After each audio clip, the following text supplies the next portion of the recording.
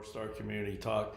Always so glad to be doing these, and I appreciate all the support I get for our talks. And hopefully, these are helping you in some way to keep on the journey of recovery. It's a tough job to be in recovery, but man, is it worth it? And again, like we keep talking about, we keep finding ways to have a rich, full, meaningful life, and uh, lives that we never dreamt we'd have. We're healthier, we're more connected to people, our faith is stronger and healthier there, we have purpose in our lives. All these things, just stuff we never thought would be possible. Now, for you that are just on the beginning of the journey, um, hang in there, it gets easier. Your desires to be addicted will continue to diminish. Your addictive thinking, the craziness that we do, the justified things, will also reduce, and you'll get to the point where you're an honorable, trustworthy person. So just hang in there. It's all going to get better, but it is hard, and you may relapse somewhere along the line, and you do. You just get back on the trail and keep going. So everybody I know has relapsed in recovery. So um, it's just what it is. I relapse, everybody relapses. It just depends on what it is. So so remember, with addiction, we look at it as substances, compulsive behaviors, and people. That's the way we categorize our addictions. And just remember, addiction is addiction, and recovery is recovery. Anything we're addicted to creates problems. All the stuff we do to hide it, to keep it going, all the things we do that is designed to be habitual behavior to avoid the emotional pain that we have. And so I saw this term came out. It was new to me. It's not a new term, but new to me. It's called moral disengagement.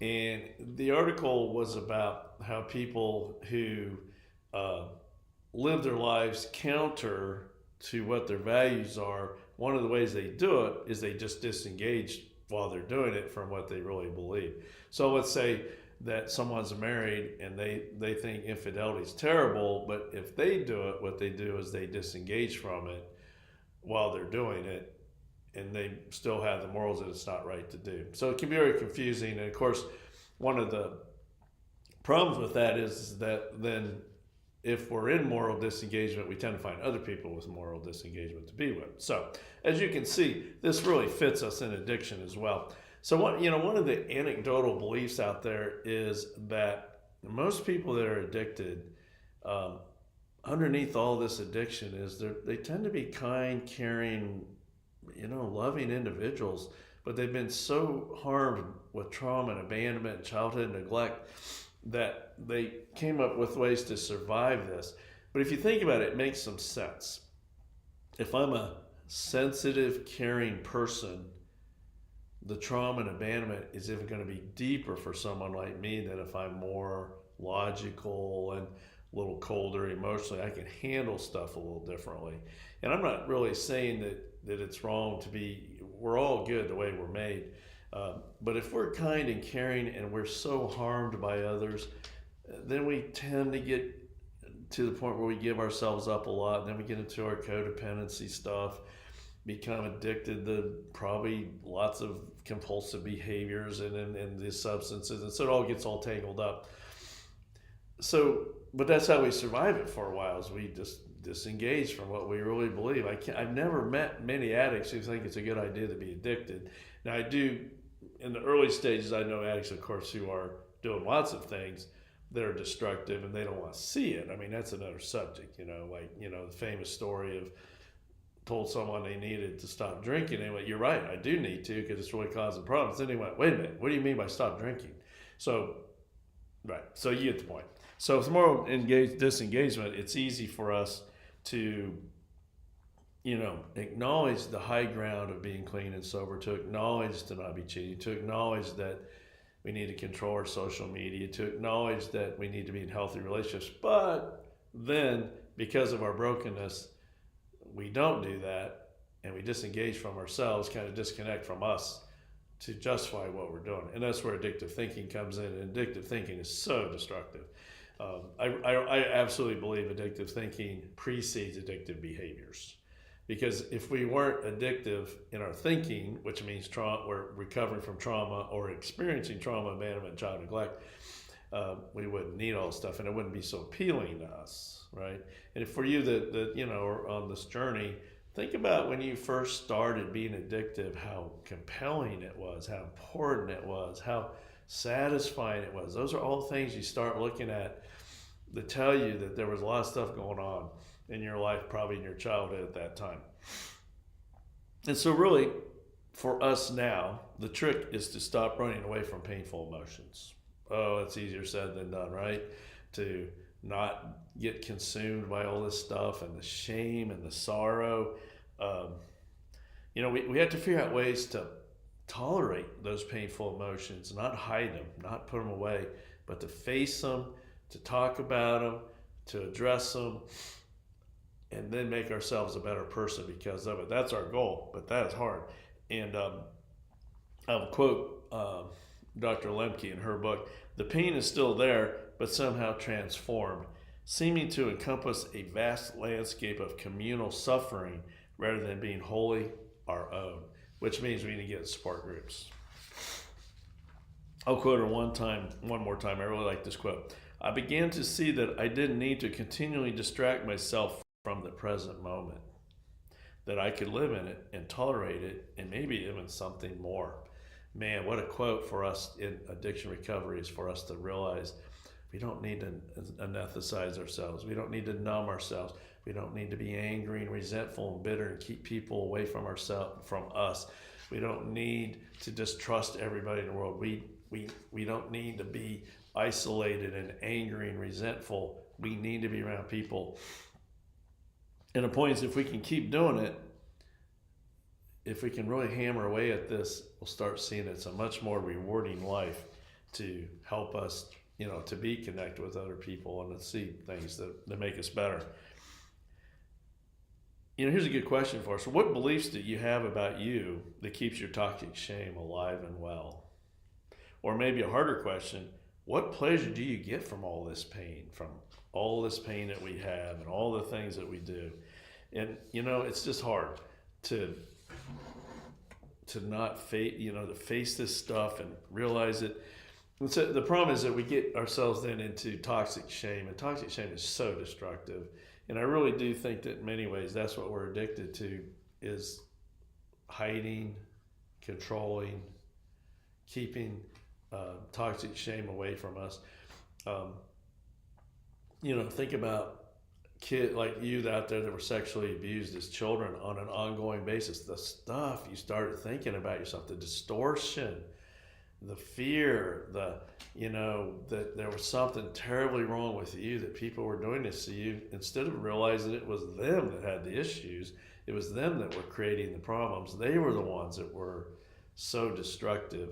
And we're not going to get deep into the sexual abuse stuff, but it's so deep and dark. But a lot of you had that. A lot of you had emotional abuse, where you were always told how wrong you were, what a problem you were, what a burden you were, what all these things. I knew someone who was told that, they shouldn't have had to put up with it. They shouldn't have had kids. Well, that's hard to hear when you hear that on a regular basis, because you certainly, at 10 years old, you're not going, I think my parents got an issue here, and I hope they get it worked out. No, you're saying there's something wrong with me. And that carries it wrong.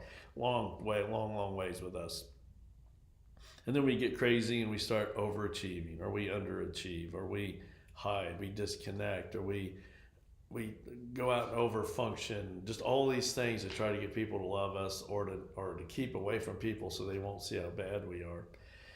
And it just would be great if we could get to the point where we see ourselves as flawed, and we'll make mistakes, and it's okay. Wouldn't that be great if we could do that? And we're so forgiving. What I see with most of us is we're so forgiving for everyone else, but we are so unforgiving for ourselves. And that's part of that moral disengagement again. We say we need to forgive, we need to forget, we need to move on, we need to love others, but we don't do it with ourselves. We're very difficult, very hard, very judgmental on us. And that's the kind of stuff we have to really figure out how to get past. And again, what's the reward? What's the reward for all this, for looking at this pain in ways that just we create toxic shame? I think it's a way to keep us from really experiencing life and to really help us to move forward. Because we talk about all the time about the bar, this is where my bar is. When we have toxic shame, we see ourselves as never enough. We see ourselves at best as mediocre. And we have all this, what we call atrophied statements that just really just bring us down. And so when we do something good, we see that as an accident or a mistake. When we do something wrong, we see it as a major event in our lives. And again, how stupid we are, how unlovable we are, blah, blah, blah. And, I love this. Connor, my dog and all, I can't even say his name right, has a book. And he talks about, maybe you'd just be better off if we just somehow kind of bought in that there are parts of us that we are pretty worthless and mistake, and it would be so much more freeing for us to do that than to keep hiding it, to keep covering it up, or to keep away from people, or don't take risks, or take too big a risk because of how worthless we see ourselves. What happens if, so I'm going to read this. I know it's kind of weird to think about this, but I do like it. So is him. So yes, you really might be inadequate in real life. Your life has been a failure. And it's because all along you've had the same feeling of not being enough, from the first issues in childhood through adolescence, school, work, and now. It's spiraled downhill to the point where the issue is not that you feel bad, but that you are literally bad. Your life is literally inadequate. Well, you know what? That may not be true, but I can promise you that many of you feel that way, right? So what happens, the harsh truth is we may be worthless in some ways. I mean, I feel pretty skilled when it comes to talking to people and working with people and helping them sort out their ways they need to do things and their ways they can make their lives better and all that. And I feel good about that. I don't feel worthless at all. But you put me in front of, electrical or building something, I feel pretty inadequate. So, but the point is, if I accept that and say, it's not total me, it's just part of me, could be much better at some of these things, then I'm more likely to try to do something about it and try to learn and try to get better at it, while also acknowledging that there's many places I'm pretty good. But what we do is we're inadequate, we see all that shame and we just put it on ourselves completely. It's not true. And, if we can get to our true self, we can start seeing ourselves as lovable, likable, and talented in many areas. But in all areas, not in all areas, but in many areas. And I grew up, so I can just think of all the times in my life before I was in recovery, how I just judged myself so harshly for things that I was not good at, but never gave myself credit for the things I was good at. So I just saw myself as broken and not very valuable and worthy, and it's just so not true. But so remember, our job is to stop seeing ourselves as worthless and start seeing ourselves as valuable and skilled in certain areas, but not in all areas, right? So remember that not enough, those limits, that derails us. It isolates us from being in the world. We don't try new things because of our toxic shame. Or we go out and we live recklessly because of our toxic shame, hoping that maybe we'll harm ourselves or blah, blah, blah, or it'll just give us a moment of peace of being anxious and overwhelmed with something physically dangerous. The problem is that self-fulfilling prophecy is what happens when we have toxic shame. And that's something I've had to work on so hard, is to not continue, but to say to myself, there's some things I'm pretty good at.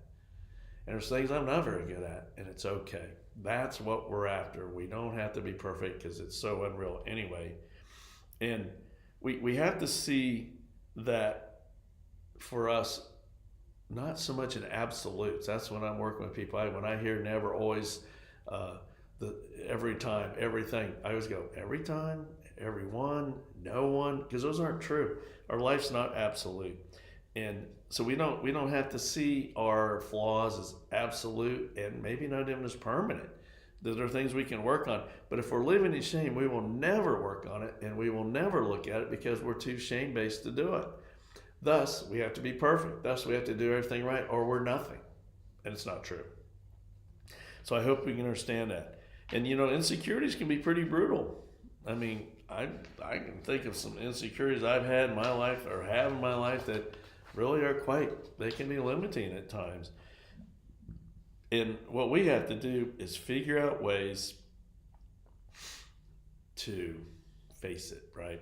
And so one of the things that happens is, if we're not careful, is we'll repress our emotions, the pain, the sadness, but also the joy and the good things. We want to anesthetize. We don't want to feel anything.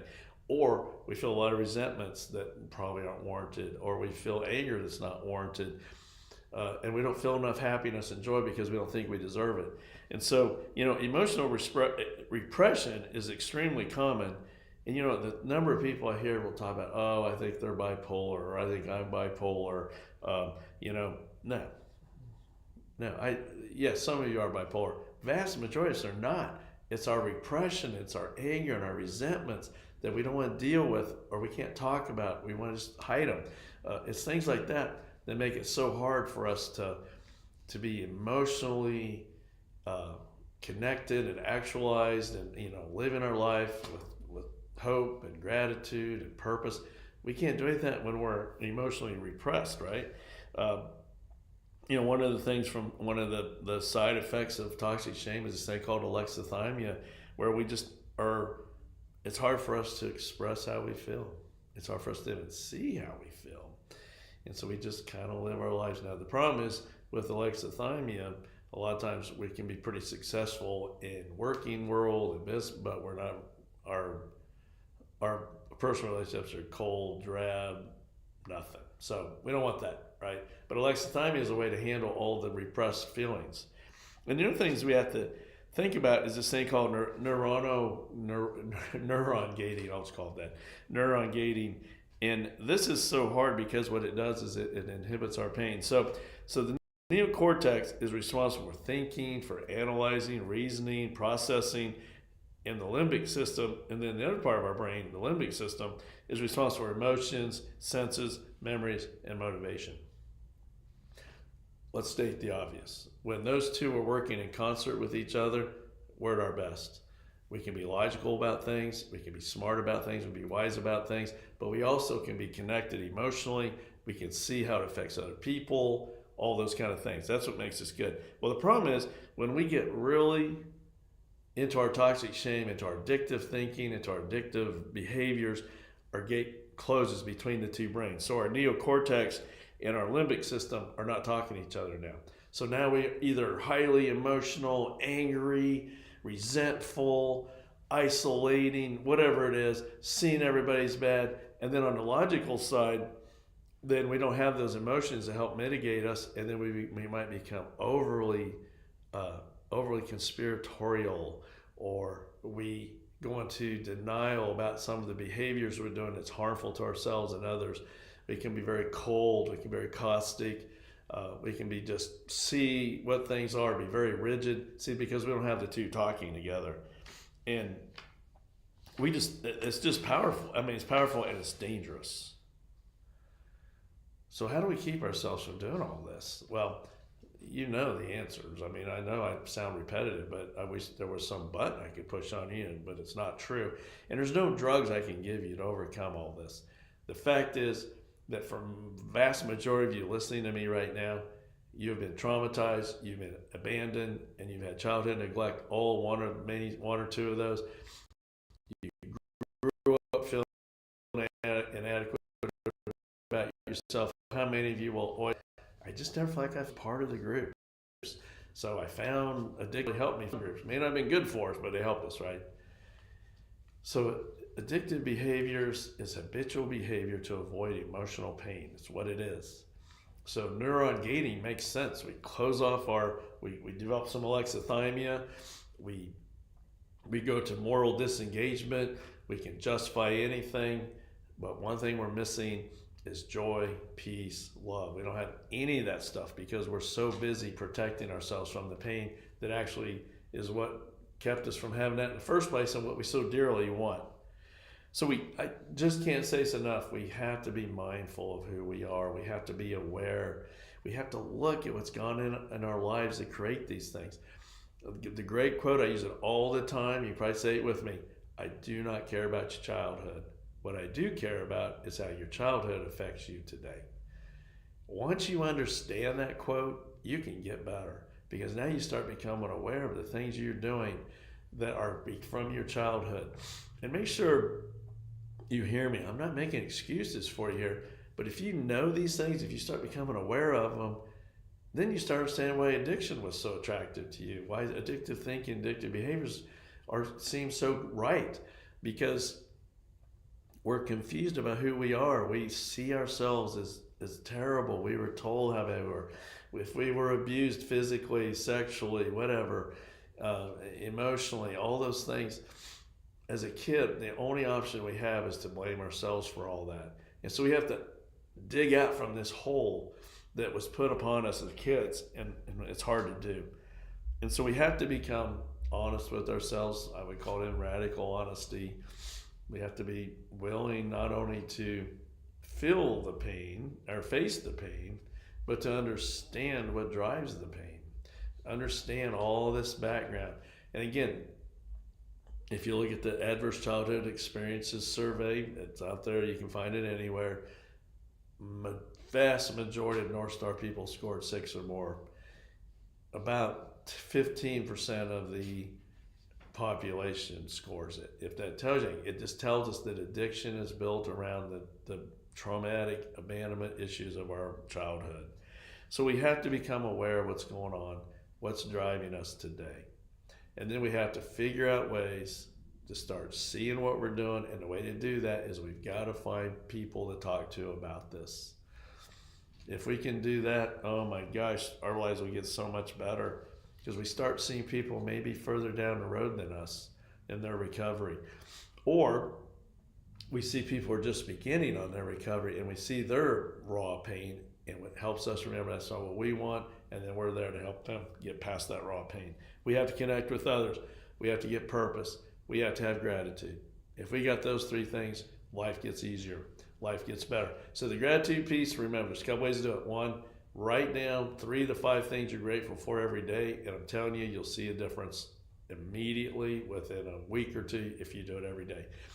The other thing is, if you may recall, they found research that showed that if you will think about narratives of people who have expressed their gratitude to you for something you did, that really changes us too for the better. So gratitude 2 ways. Think about people who have expressed their thankfulness for you and what you've done for them. And there is to write down 3 to 5 things you're grateful for every day. When you do that, that helps you connect better with other people. It helps you connect with God, because you can start seeing how all that's working together. God is this big, magnificent, omnipresent, loving force, and we won't see it all the time, and we won't see it any time we're caught up in our toxic shame. If we start writing down our things we're grateful for, we'll start seeing how God's working in our lives. The other thing is embrace our powerlessness. Just embrace it. If you embrace it, you really don't have much left to fear. I mean, by admitting powerlessness, we have nothing left to fear. We're no longer trying to uphold false standards or maintain this false image. We're no longer trying to control ourselves and others and be perfect. We just let all that go when we start saying we're powerless. And that is step 1. If you're prior to step 1, where you're still trying to say you can stop anytime you want, or you're not that bad, or there's other people worse than me, but you also know there's something wrong, then you still haven't got the powerlessness. When you finally say, you know what, there's things in my life that's bigger than me, more powerful than me, and they're destroying my life, that's when you can get somewhere. So just admit your powerlessness. It takes away all this stuff. You can just already go, you know what, I'm powerless. Now I got to do something about it. Takes away, I don't have anything left to fear at this point. We don't have to keep justifying our actions and create excuses. We can start to embrace healthy human behavior. We can start embracing healthy human shame, and we can accept healthy human connection. All these things we can do when we finally can admit we're imperfect, just like everyone else around us. And plus, we're humble to the core. We have nothing left to lose. We have nothing left to fear. And by feeling the pain we're trying to avoid, we free ourselves from the menacing grasp of all of our past actions. So take the action, embrace the powerlessness, find freedom from this. When you start to admit you're imperfect and you never will be perfect, toxic shame starts going away. That's what we want. And then we just have to keep hanging with other people to help us stay comfortable with this. We can't do it all at once. So I'm going to close today with with Isaiah 54. This is in the Old Testament, Isaiah. Do not be afraid, you will not be put to shame. Do not fear disgrace, you will not be humiliated. You will forget the shame of your youth, and remember no more the reproach of your widowhood. The Lord Almighty is his name. The Holy One of Israel is your Redeemer. He is called the God of all the earth. The Lord will call you back. So I just can't remind you enough that you are loved. You need to find purpose in your life. You need to overcome all the pain and misery that you're in, all the things that you judge yourself for because it doesn't make sense. It's not worth it. Just say you're powerless. Just admit to it. Just it's okay. We all have our stuff. And when you get to groups like NorthStar that we meet with every Wednesday and Friday, you can start letting go of your pain. You can start letting go of all this perfectionism. You can start letting go of this nutty stuff that just doesn't make any sense at all. I mean, you can live a life that's free and clear, and you're going to make mistakes. You're going to have issues, but you can have purpose. You can have love. You can have connection. I'm telling you, I'm not trying to sound all preachy here. I'm just telling you, there's a better life out there. So anyway, thank you for joining me today. Again, if you're local, we meet at 6:30 on Wednesdays and 6:30 on Fridays. We feed you. We have childcare. We got everything you need to come. We try to take away I can only say this. We try to take away all your excuses not to come. For some that haven't been here in a while, please don't isolate. Make sure you're doing the things you need to for recovery. If you ever want to reach out to me, you can email me at csimpson@wgva.church, csimpson@wgva.church.